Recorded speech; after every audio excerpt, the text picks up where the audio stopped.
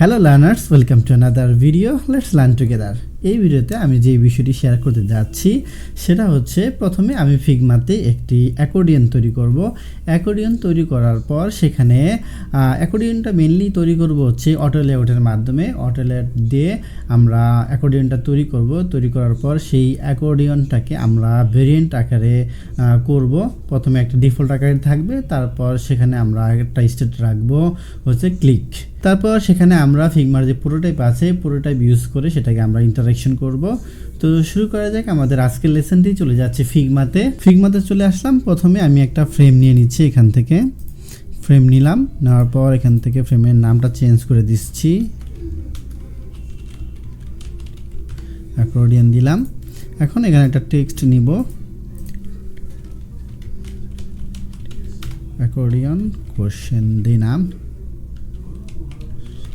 Question দিলাম। এখন এখানে আমি একটা আইকন নিয়ে আসবো, যে কোনো একটা আইকন নেই, এই আইকনটাই নিলাম। ফর এক্সাম্পল এই আইকনটা নিলাম। তারপর হচ্ছে এখানে একটা লাইন নিব, এখানে একটা লাইন নিচ্ছি। তারপর নিচে একটা প্যারাগ্রাফ রাখবো।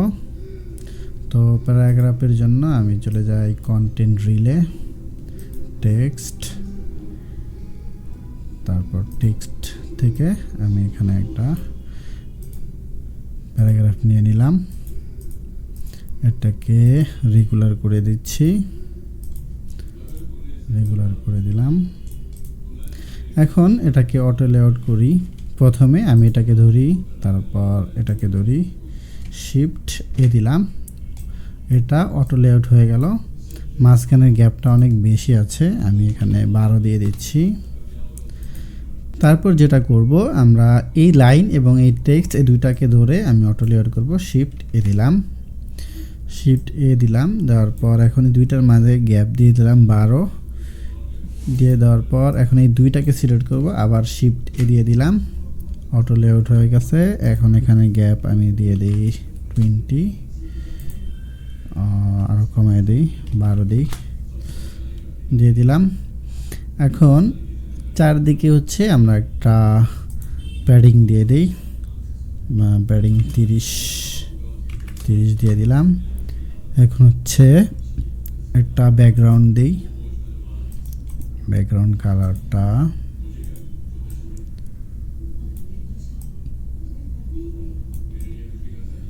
এই ব্যাকগ্রাউন্ডটা দিয়ে দিলাম। তারপর হচ্ছে এখানে আমি এখানে রেডিয়াস দিয়ে দিলাম। এখন এ হচ্ছে আমাদের অ্যাকর্ডিয়ন। এখন এখানে এই আইকনটা আমি চেঞ্জ করি, একটা অ্যারো আইকন নিয়ে আসি, কারণ অ্যাকর্ডিয়নে এই আইকন থাকে না।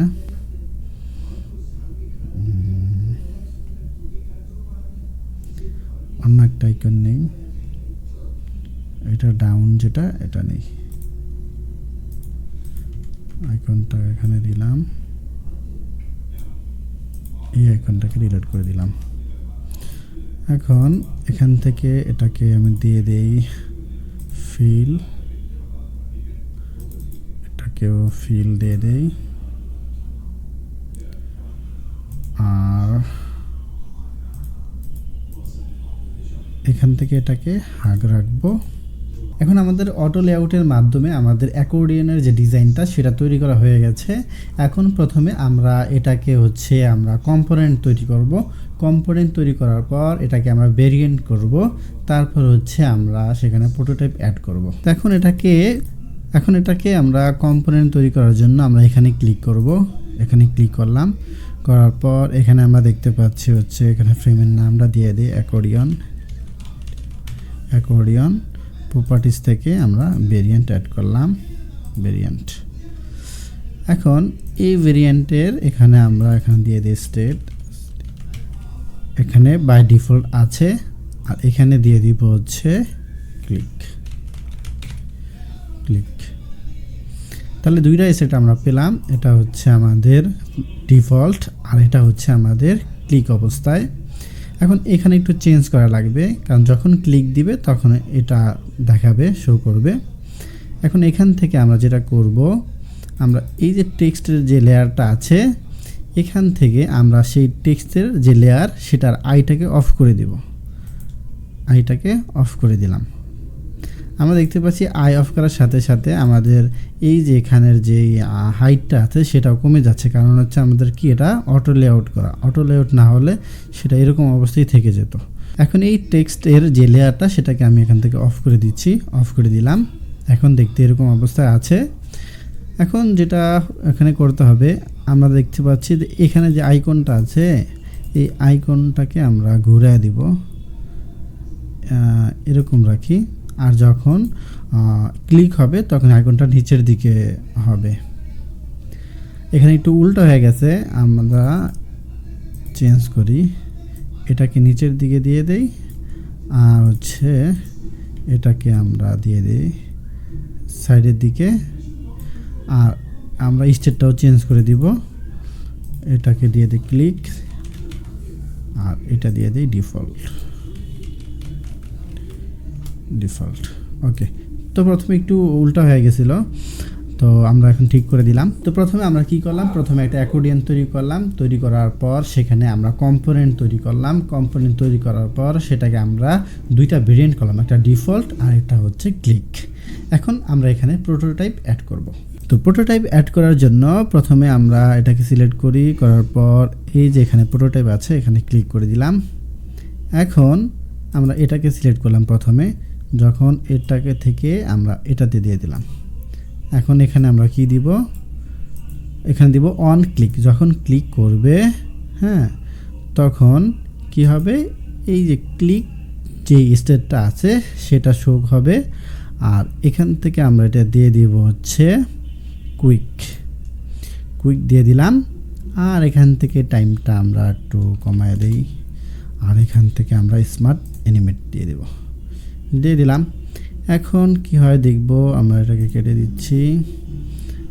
আমরা যেটা করব এখন, এটা তো আমাদের হয়ে গেল কি, এটা একটা কম্পোনেন্ট হয়ে গেছে। আমরা এটাকে যদি এখানে নিয়ে আসি, আমরা এখান থেকে অ্যাসেট থেকে নিয়ে আসব অ্যাকর্ডিয়নের এটাকে আমরা দিয়ে দিই ডিফল্ট অবস্থায়, এই অবস্থায় থাকুক এটা এখানে। এখন এটাকে আমরা যদি প্রোটোটাইপের প্রিভিউ করি,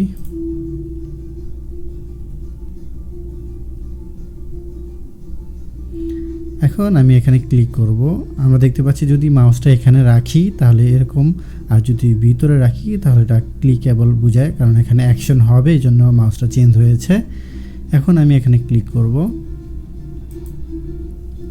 দেখতে পাচ্ছি এখানে একটা ইফেক্ট কাজ করেছে। এখন একটা ক্লিক করলাম, আমরা এটা নিচের দিকে নামছে কিন্তু উপর দিকে আর উঠতেছে না, কারণ হচ্ছে কি আমরা আবার ব্যাক অ্যাড করতে হবে, আর একটা এখান থেকে আবার এখানে দিয়ে দিতে হবে, সেম সেটিংস থাকবে। এখন এটাকে আমরা আবার প্রিভিউ দিচ্ছি, আমরা এখানে ক্লিক করলাম, নিচের দিকে আসলো, আবার ক্লিক করলাম, উপর দিকে চলে গেল।